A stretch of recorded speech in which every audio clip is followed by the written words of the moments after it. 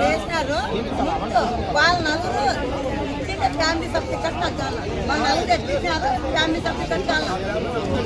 ఇవ్వాలి తల్లికి నలుగురు స్నేహం.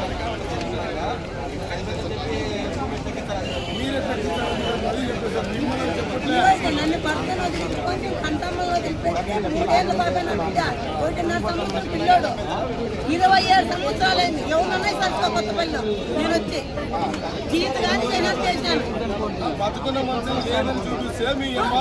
అన్ని చచ్చిపోయినప్పుడు 7 లక్షలు ఉన్నాయి జనాల మీద. అవన్నీ ఎక్కడ కట్టిన తల్లి అవన్నీ క్యాన్సిల్ చేపించారు. అవి క్యాన్సిల్ చేశారు. ఏం చేశారు నాకు ఎంత తెలుస్తుంది. ఇంత చేసాను అంత ఎంత చేయదు. ఇంత జరిగినా కదా ఎందుకు చేయదు. అది కనుక్కోవాలి. నాకు అది చెప్పాలి.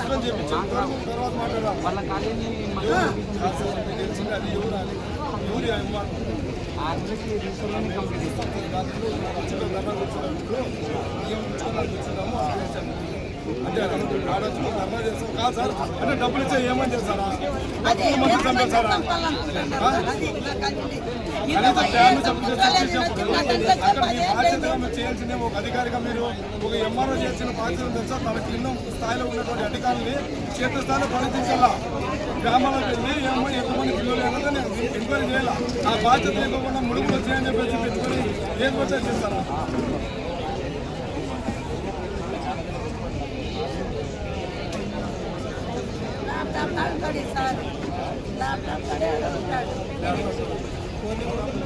అది నాకు చదువుకు లేదు సార్. నాకు చదువు లేదు.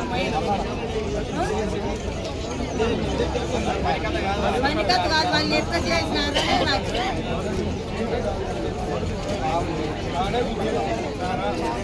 ఎవరు చేసింది చేసిన అధికారులకు బయటకు చెప్పాలి. ఒక మనిషిని సందేశించినప్పుడు ఏం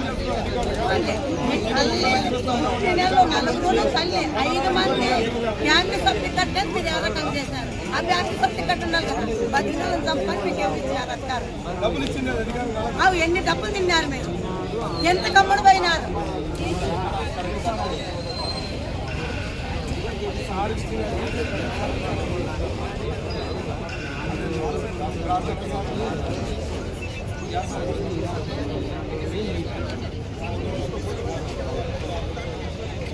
ఏంది 3 నెలల నుంచి తిరిగి ఒంట్లో సారమంతా పోయింది. ఎవరు నాకు బాధ్యత?